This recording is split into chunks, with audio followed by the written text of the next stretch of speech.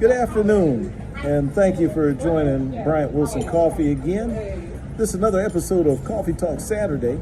I'm Bryant, otherwise known as Panama B7 on Instagram. I'm here at Starbucks in Allen Park, Michigan, and I have one of my coffee friends, Amy, and she's been kind enough to join us today. And Amy, how are you today? Oh, it's a fantastic day. Biked 40 miles today, and life is good. 40 miles. Oh, heck yeah, heck yeah. Would have went farther, but the park is only closed that far. So, Is that right? yeah. Well, Amy, I can see by your T-shirt that you really don't give a rat's ass. Hey, it happens. It happens. It's just today. Maybe tomorrow will be a different one. And so, I thank you for joining us here on Coffee Talk Saturday. And I just want to ask you some questions. You know, like we usually get together and we talk about a lot of different things, politics and whatnot. But on the show, we really aren't talking about politics. I usually keep it to coffee. And so I wanted to ask you, you know, what is your favorite coffee? Do you like milk-based drinks, or do you like maybe chai teas or lattes?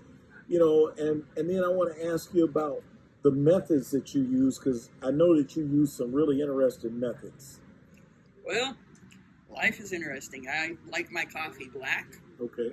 Yeah, because black is beautiful. Yeah. And I like matcha tea. Okay. So, you know, unadulterated, Okay. powdered green tea. Okay. Is the best. All right. But you won't catch me not drinking a latte occasionally. Okay. So, Now, how do you feel about the black coffee that you like? Do you like espresso, percolator, drip, pour over?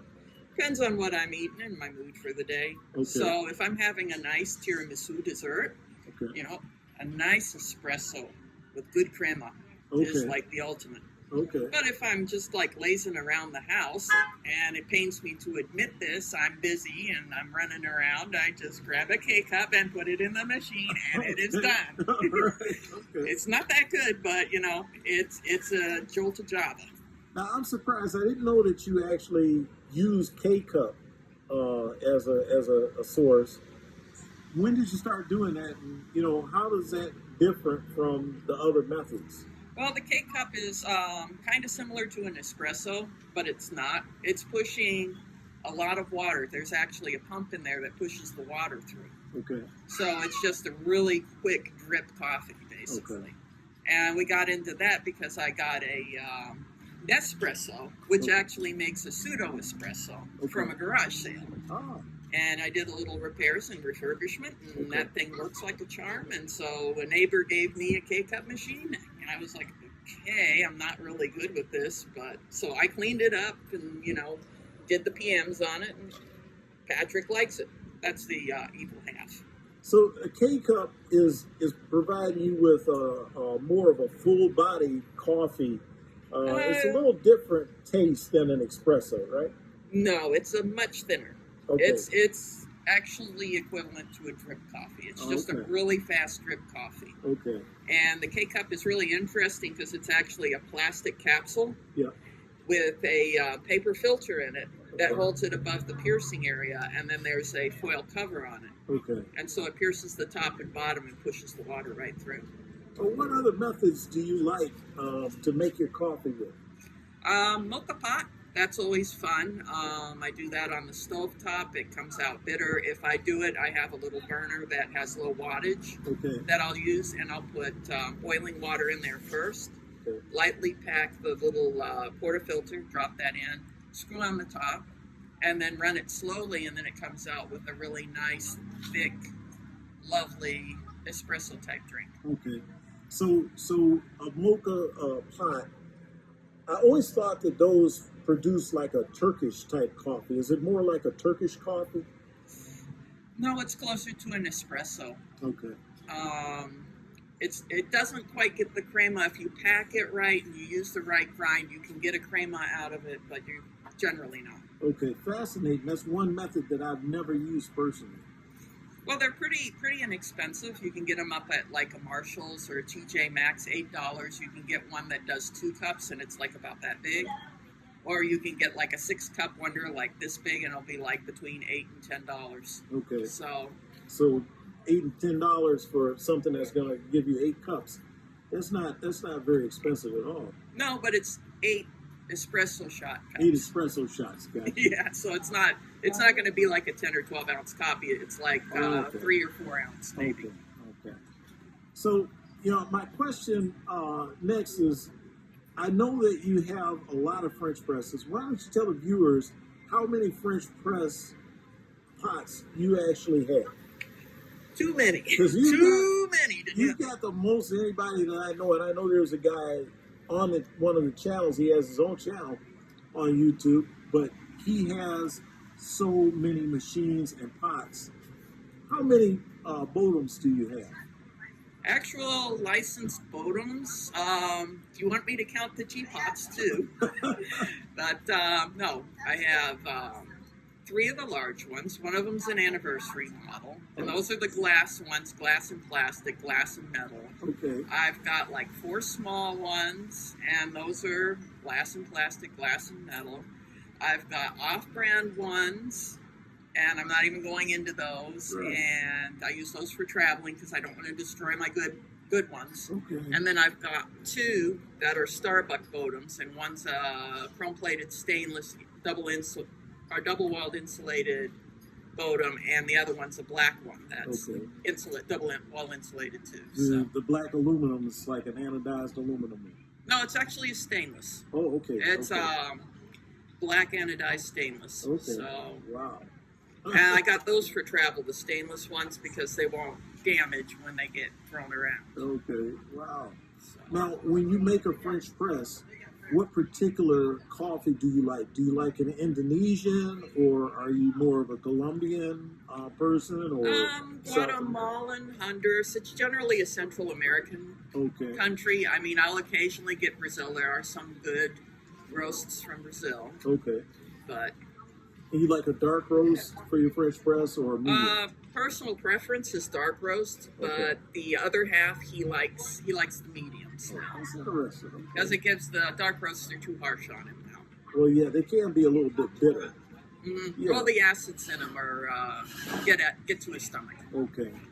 Wow. Okay. But I can make those same dark roasts in another method, which is the vacuum pot or the siphon pot. Okay. Which is using the same principle as a mocha pot. Okay.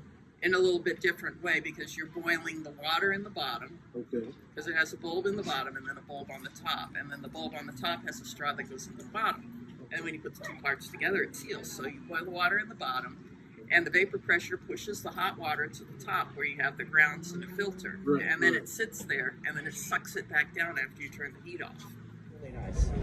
That was one of the first methods that I used or was introduced to. I didn't actually make it, but I do remember that the family, we had one of those siphons, and it was actually a nice polished stainless steel.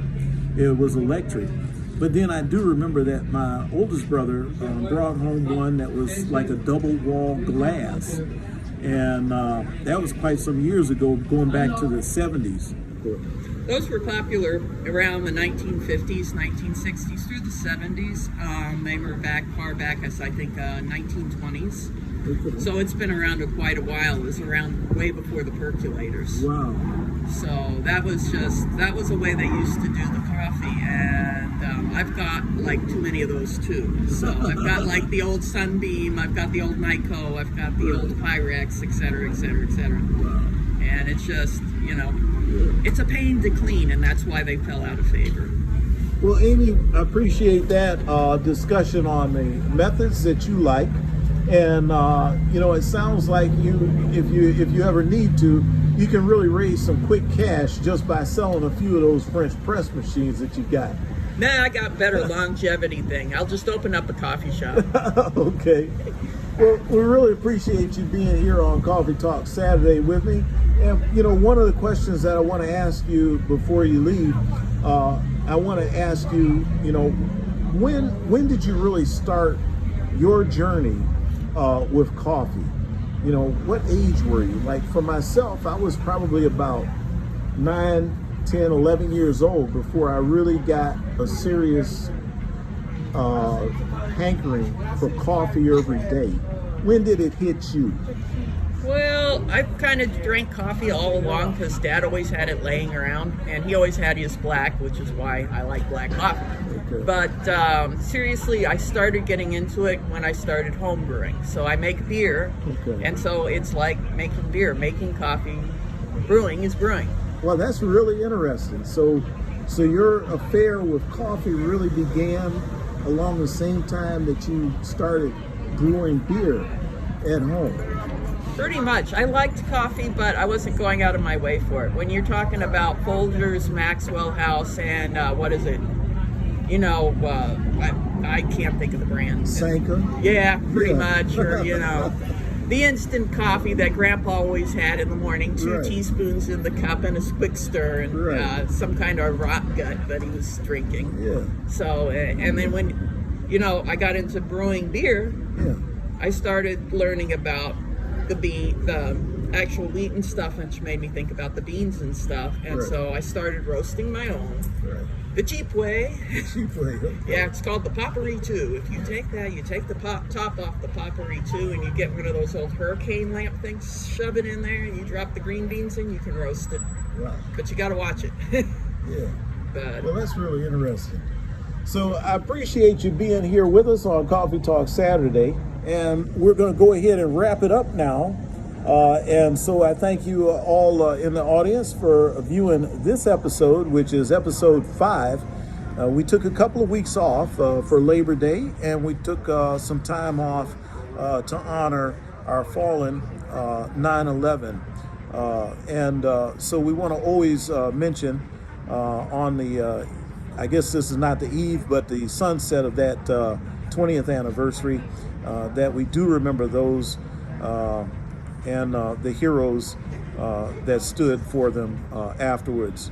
So thank you for watching Coffee Talk Saturday.